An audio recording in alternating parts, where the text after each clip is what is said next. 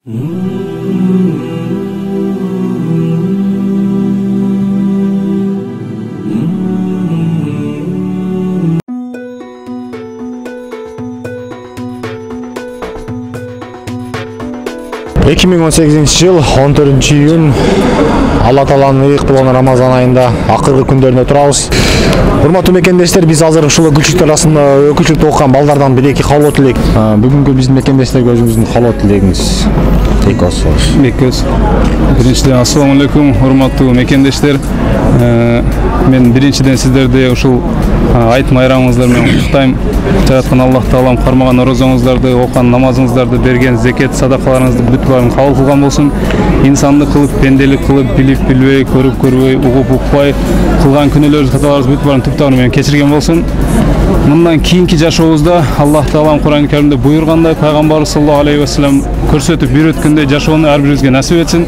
Ассаламу алейкум ва рахматуллахи ва баракатух. Ушул айт майрамында бардык мусулмандардын жүрөгүндө кандай тилек ниет болсо, Аллах Таалам кабыл кылсын.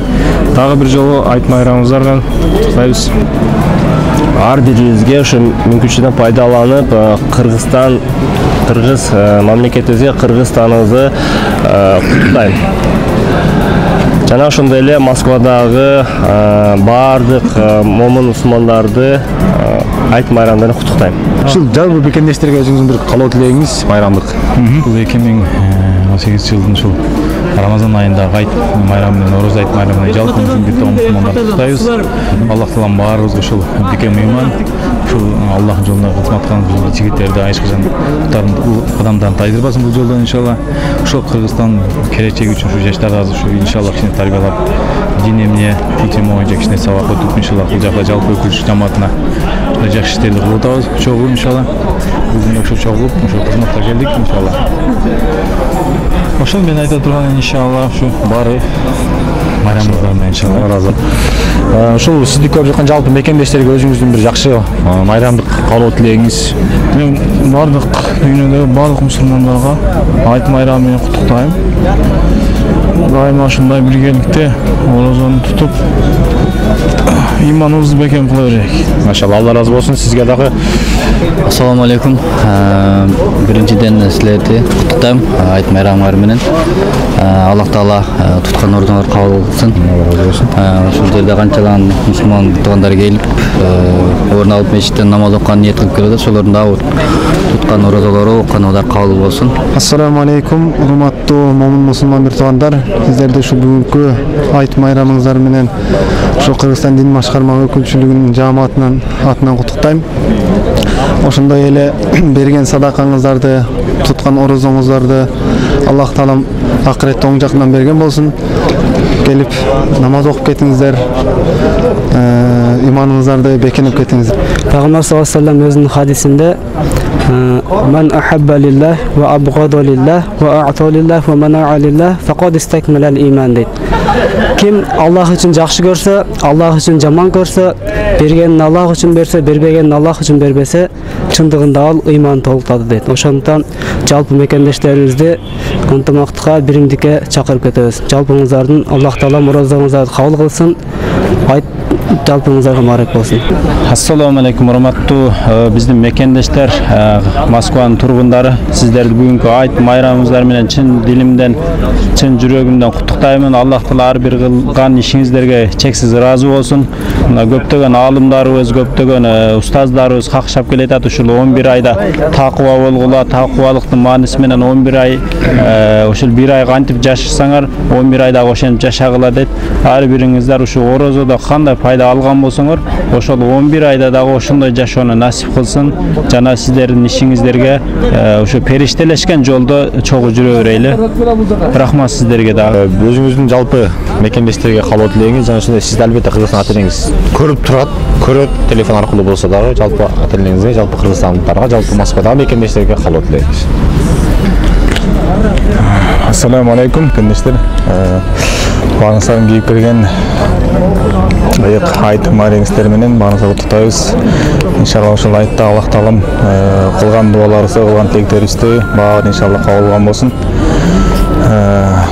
Иншалла кылган бүгүнкү кылып жаткан кызматыбыздан бүгүнкү кылып жаткан кийинкүнүн балдарына иншалла кылган кызматтарына Аллах таалам булдун ахиретте бактылуу болсун, эки дүйнөдө бактылуу берсин.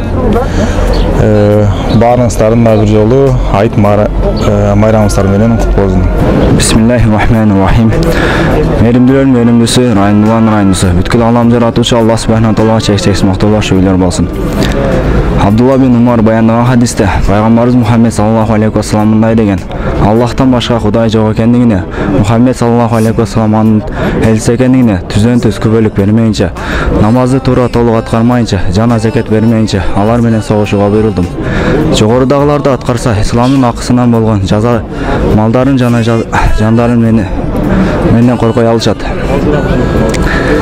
Бухари Муслим. Аллах субхана таала баарыбызга, жүрөгүбүзгө, ыйман, дилибизге Кур'ан киргизген болсун. Айт майрамыңыздар маарек болсун. Бисмиллахир-рахманир-рахим. Ассаламу алейкум. Жалпы мусулмандар жана кыргыз элим. Бүгүнкү орозо айт майрамыңыздар менен баарыңыздарды куттуктайбыз. Аллах таала баарыбыздын жүрөгүбүзгө ыйман, хидаят берсин жана биримдикке, ынтымактыкка чакырып кетебиз. Аллах таала өмүрүбүзгө береке берсин, эки дүйнө бактылуу кылсын. Ассаламу алейкум. Дагы бир жолу орозо айт майрамыңыздар менен.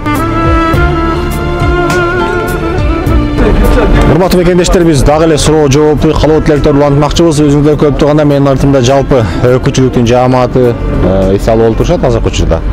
Бир аздан соң биз кызматка бөлүнөбүз. Андыктан ушул убакыттан пайдаланып биз бир-эки балдардан калоо тилеги угалы. Салам алейкум достор. Орозо кандай болду? Биринчиден жалпы мусулмандарды ушул акыркы бүгүнкү айт майрамы менен куттуктайм.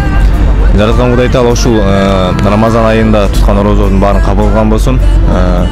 Рамазандын ичинде аябай жакшы болду мен үчүн. Эң өкүнүчтүү нерсе Рамазан биз менен аябай мындай кандай десем дароо өтүп кетти. Мен үчүн 2 күн туткандай эле болду. Ушун мага өкүнүчтүү. Жараткан Кудай Таала эмки Рамазанга биздин жаныбызды эсен кылсын. Ошол жетиштикке жараткан Кудай Таала бизге мүмкүнчүлүк берген болсун. Ошол. Алла разы болсун сизге. Салам алейкум урматтуу мекендештер. Сиздердин ыйык Рамазан айыңыздар менен куттуктайбыз. Аллах таалам эч нерсени кем кылбасын.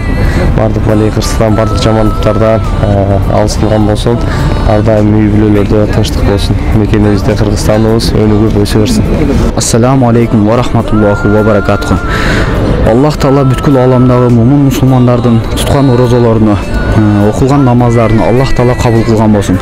Бүгүнкү орозо айтыңыздар менен баарыңыздарды Кыргызстан мусулмандар дин башкармалыгынын Москва шаарындагы өкүлчүлүгү жана жеке өзүмдүн атымдан чын жүрөгүмдөн куттуктаймын. Аллах таала эмки жылы ушул орозо айттарга дагы, орозолор тутууга дагы Аллахым баарыбызга насип эткен болсун. Аллахым туткан орозолорубузду кабыл кылсын, баардыгыбыздын үй ичибизге баарына тынччылык, аманчылык берген болсун. Эки дүйнө Аллахым баарыбызга бактылуулук берген болсун. Баарыңыздар тынч болуңуздар.